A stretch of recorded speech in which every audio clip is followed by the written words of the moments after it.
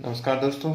लक्ष्य एकेडमी के YouTube channel पर आप लोगों का स्वागत है। जैसे कि हम लोगों ने आपको बताया था कि हमारी जो चैनल पर मैथ की क्लास के साथ साथ हम और भी वीडियो लेके आएंगे जिसमें हम जीएस का भी कुछ पोर्शन करने की कोशिश करेंगे। तो उसी की हम पहल करते हुए आज हम शुरुआत करते हैं। साइंस का बहुत इंपॉर्टेंट टॉपिक है, हीट और ऊष्मा के बारे में पढ़ते हैं। ठीक है, तो हीट और ऊष्मा के बारे में पढ़ते हैं। तो सबसे पहले हम हीट के चैप्टर में पढ़ते हैं कि टेम्परेचर स्केल कौन कौन सी होती है। ठीक है, तापमान पैमाने कौन कौन से आपके पास, जो तापमान को मापने के कौन कौन से पैमाने से आप माप सकते हो, किस किस उससे आप माप सकते हो। तो टेम्परेचर के 4 स्केल होते हैं, सेल्सियस, केल्विन, फारेनहाइट और रेमर। ठीक है, इसमें 2 पॉइंट इंपॉर्टेंट होते हैं, एक होता है हिमांक बिंदु और एक होता है क्वथनांक बिंदु। हिमांक बिंदु वो बिंदु होता है जिस पर कोई भी द्रव जम जाता है, उसको हम क्या बोलते हैं, हिमांक बिंदु बोलते हैं। और बॉइलिंग या क्वथनांक बिंदु क्या होता है, वह बिंदु जिस पर कोई भी द्रव उबल जाता है उसको हम क्या बोलते हैं, बॉइलिंग पॉइंट बोलते हैं, क्वथनांक बिंदु बोलते हैं। तो सेल्सियस जो स्केल होता है ना, उसका जो द्रव होता है वो 0 डिग्री पर जम जाता है, 0 डिग्री सेल्सियस पर, और 100 डिग्री सेल्सियस पर वो उबलता है। ठीक है, और कैल्विन जो स्केल है उसका जो आपका द्रव होता है वो जमता है कितने पे, फ्रीज होता है कितने पे, हिमांक कितने पे होता है, 273.15 केल्विन पर, और उबलता किस पे है, 373.15 केल्विन पर। फारेनहाइट जो स्केल होता है उसका जो द्रव होता है वो 32 फारेनहाइट पे जमता है, और 212 फारेनहाइट पे वो उबलता है। रेमर जो होता है उसका 0 से लेकर कहाँ तक, 80 रेमर स्केल तक आपका ये होता है यहाँ पर।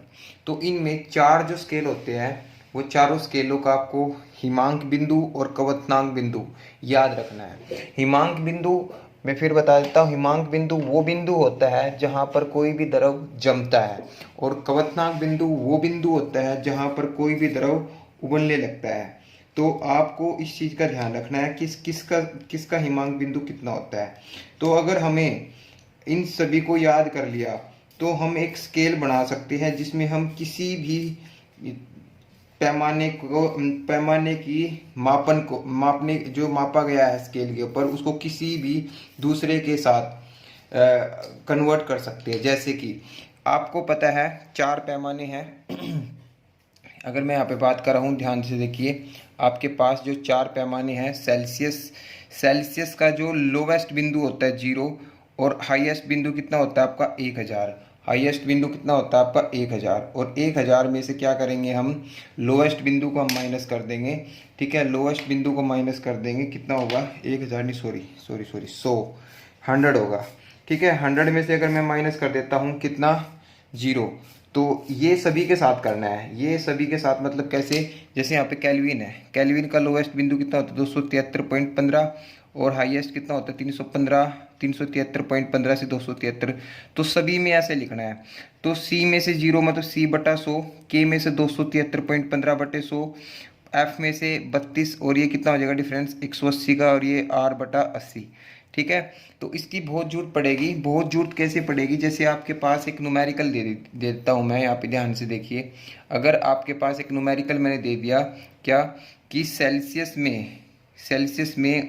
स्केल पर तापमान 100 डिग्री सेल्सियस है, तो फारेनहाइट स्केल पर तापमान कितना होगा, ये क्वेश्चन आ जाता है कि किसी बॉडी का टेम्परेचर जो है सेल्सियस स्केल पे तो 100 डिग्री सेल्सियस है, तो फारेनहाइट स्केल पे बताइए। तो इसका मतलब आपको इसका और इसका डायरेक्ट रिलेशन बताना, तो दोनों को उठा लेते हैं, सी बटा 100 और एफ माइनस 32 बटा 180, इन दोनों को हम कंपेयर कर देते हैं। और आपको वैल्यू क्या दे दी है, 100 की। 100 किसकी वैल्यू है आपकी, सी की वैल्यू रख देते हैं 100 बटा 100। ठीक है, एफ माइनस 32 बटा 180, 100 से 100 कैंसिल हो जाएगा आपका, तो क्रॉस मल्टीप्लाई करेंगे, एफ माइनस 32 किसके बराबर होगा, 180, और एफ की वैल्यू कितनी आ जाएगी आपकी, 212 फारेनहाइट आपका आंसर आ जाएगा। क्लियर। अगर आपको ये न्यूमेरिकल थोड़ा सा हल्का हल्का समझ में आया तो अगला देख लेते हैं। अगर सेल्सियस स्केल पर 50 डिग्री सेल्सियस है तो फारेनहाइट स्केल पर बताना है, तो सेल्सियस पे क्या होगा, सी की वैल्यू कितनी है 50, फारेनहाइट की वैल्यू कितनी, इसकी वैल्यू कितनी होगी 100, यहाँ रख देंगे तो कट जाएगा, 50 से कम 50, 50 दूनी, ठीक है, इससे काट देता हूँ, कितना है 90, तो 90 को क्रॉस में लेके जाएंगे, 90 एफ माइनस 32, तो एफ की वैल्यू कितनी आ जाएगी आपके पास, एफ की वैल्यू आ जाएगी 122 फारेनहाइट होगी। क्लियर।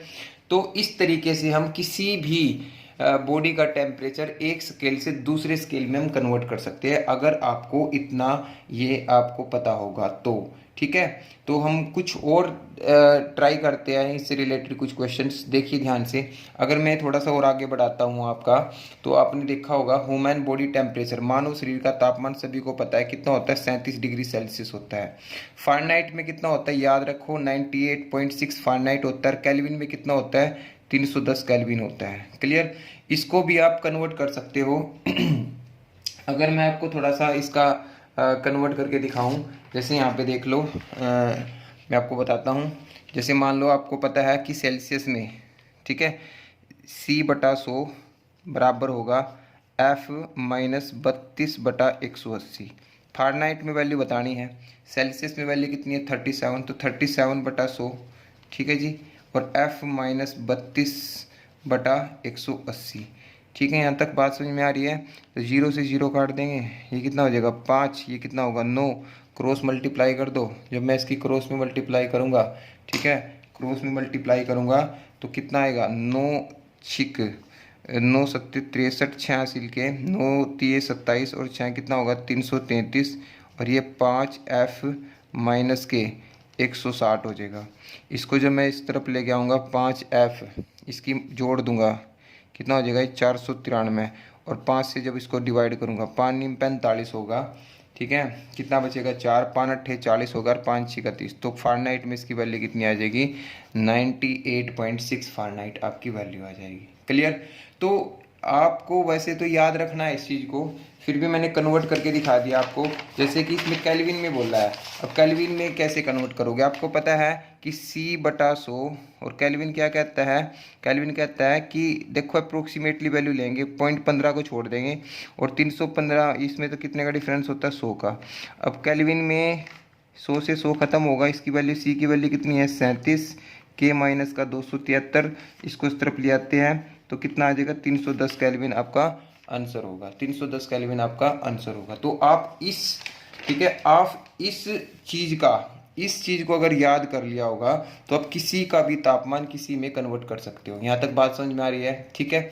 एक क्वेश्चन और उठा लेते हैं, बहुत इंपॉर्टेंट क्वेश्चन है, बहुत बार आता है। -40 डिग्री सेल्सियस और -40 डिग्री फ़ारेनहाइट पर दोनों वैल्यू बराबर होती है, तो ये चीज़ मैं प्रूव करके दिखाऊंगा। और ये वैसे क्वेश्चन आता है कि सेल्सियस और पैमाने, ठीक है, पर कौन सी वैल्यू एक जैसी मान देती है, तो कौन सी किस वैल्यू पर एक जैसा मान देता है दोनों स्केल पर, तो -40 डिग्री सेल्सियस और -40 डिग्री फ़ारेनहाइट दोनों की वैल्यू क्या होती है, एक होती है। अगर मैं इसको प्रूफ दूं तो आपको पता है, देखो ध्यान से, C/100 और F-32/180, तो बोल रहा है कि C बराबर होना चाहिए F के, तो मैं C की जगह क्या रख दूंगा, F रख दूंगा, F, और यहाँ भी मैंने काटा था, कितना आया था 5, ये कितना आया था 9, क्रॉस मल्टीप्लाई कर दूंगा 9 और ये 5F माइनस के 160 प्लस के 4F किसके बराबर हो जाएगा, -160, और F की वैल्यू कितनी आ जाएगी -40 डिग्री सेल्सियस आपका आंसर होगा। तो इस स्केल पर दोनों वैल्यू क्या होती है, आपस में इक्वल होती है। तो आपको अगर ये चीज़ याद होगी तो आप इनको बड़ी आसानी के साथ कर सकते हैं। तो आपको ये जो चीज़ बताई है इसके ऊपर ध्यान रखना, और पता होना चाहिए कि 4 स्केल होते हैं आपके पास, ठीक है, 4 स्केल होते हैं, सेल्सियस, केल्विन, फ़ारेनहाइट और रेमर।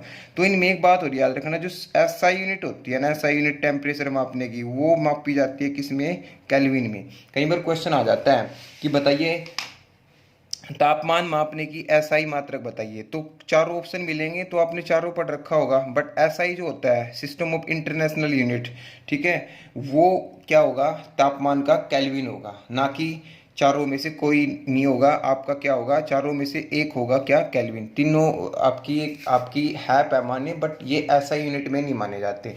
कोई भी न्यूमेरिकल होता है उसको हम SI यूनिट में ही सोल्व करते हैं।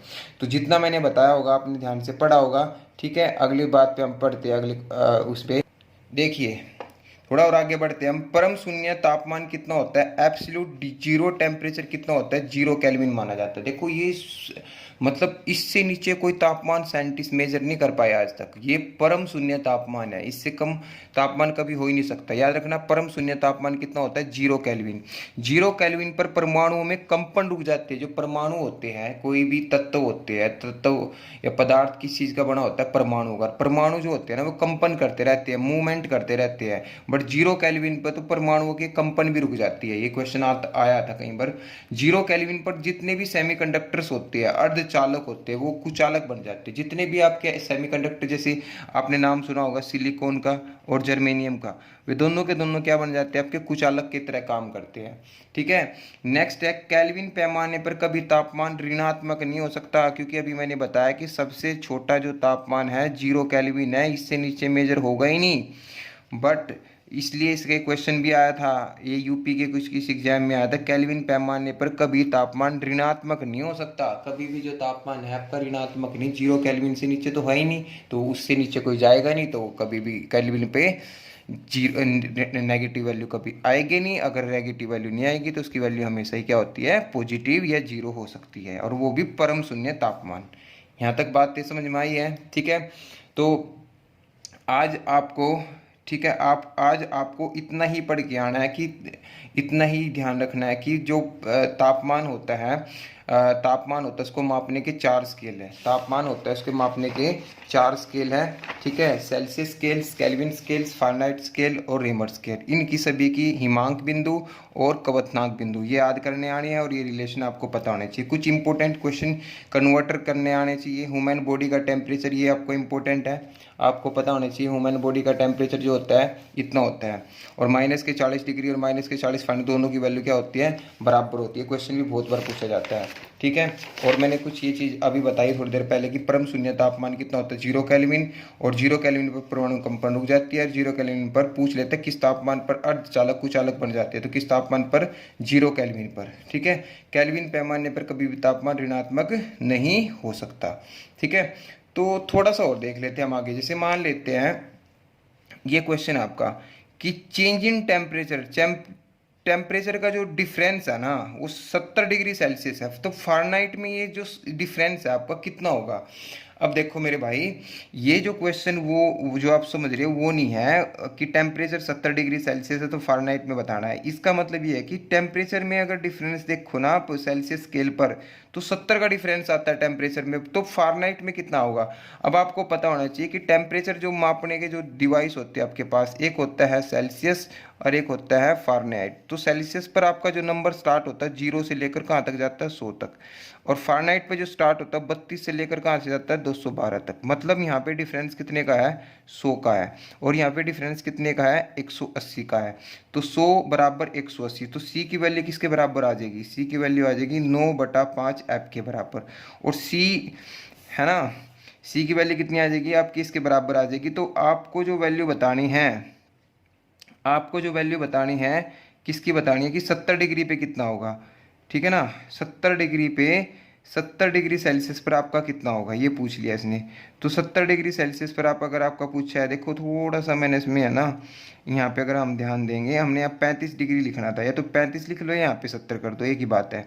ठीक है। तो कोई दिक्कत नहीं है, आप यहाँ पे आप 35 डिग्री मान लो कि चेंज इन टेम्परेचर कितना है, टेम्परेचर में डिफरेंस कितने का है? 35 का है। तो 35 डिग्री का अगर डिफरेंस है तो 9/5 और गुणा में क्या कर देंगे हम? 35 कर देंगे, तो कितना आएगा? अगर सेल्सियस पर 35 डिग्री तो उस पर कितने का डिफरेंस आएगा? वो 63 एफ का आएगा। बात समझ में आ रही है? ठीक है। तो ऐसे क्वेश्चन भी आ सकती है। जैसे मैं एक क्वेश्चन और ले लेता हूँ। ठीक है। एक क्वेश्चन और ले लेता हूँ कि चेंज इन टेम्परेचर जो है ना, देखो यहाँ ध्यान दो आप, चेंज इन टेम्परेचर जो है वो आपका 50 डिग्री सेल्सियस है। ठीक है। तो फारेनहाइट पे बताना है। तो फारेनहाइट पे आपको पता है कि सेल्सियस क्या होगा? 9/5 एफ होगा। तो 9/5 गुणा में कितना कर देंगे? 50। तो कितने का आएगा? 90 फारेनहाइट के बराबर होगा। अगर सेल्सियस स्केल पर 50 डिग्री का डिफरेंस है तो इस पर कितने का होगा? 90 यूनिट का डिफरेंस होगा। तो ये क्वेश्चन आ सकता है। और एक लास्ट बात और बताता हूँ मैं, टेम्परेचर की ऐसा यूनिट जो भी मैं बता चुका हूँ, क्या क्या होगा? केल्विन होगा। टेम्परेचर की जो ऐसा यूनिट होती है वो क्या होती है? केल्विन। और इस स्केल को विलियम थॉमसन केल्विन ने बनाया था, इसलिए उसी के नाम पर इनका नाम रखा गया है। तो आपको यहाँ तक जितना भी मैंने पढ़ाया है इतना पढ़ के आना है। और मैं आज से साइंस का छोटा छोटा पार्ट कराऊंगा और फिर इसके हम एमसीक्यू क्वेश्चन भी लगाएंगे। जितने भी एमसीक्यू क्वेश्चन होंगे ना इससे रिलेटेड, वो क्वेश्चन भी हम लगाएंगे और हम अपनी बहुत अच्छी तैयारी इस वीडियो के थ्रू कर सकते हैं। ठीक है, आप इस चीज़ की बिल्कुल भी चिंता ना करो। जो साइंस है, ठीक है, साइंस की आप बहुत अच्छी तैयारी कर सकते हो। साइंस एक फैक्ट है और फैक्ट को आपको समझना पड़ेगा। जितने भी फैक्ट है आप उसको अच्छी तरीके से समझ लो और जितनी भी चीज़ें होंगी मैं समझाने की कोशिश करूँगा। बाकी आप लोग डेली उसके ये जितने भी मैंने बनाए इसके वीडियो को रोक रोक के नोट्स बनाते रहो और नोट्स बना के इनको पढ़ते रहो साथ के साथ, तो आपका सब कुछ अच्छा होगा। ठीक है, तो मिलते हैं हम अगली नेक्स्ट वीडियो में, नेक्स्ट चीज़ पढ़ेंगे। तो फिलहाल के लिए बाय, गुड नाइट।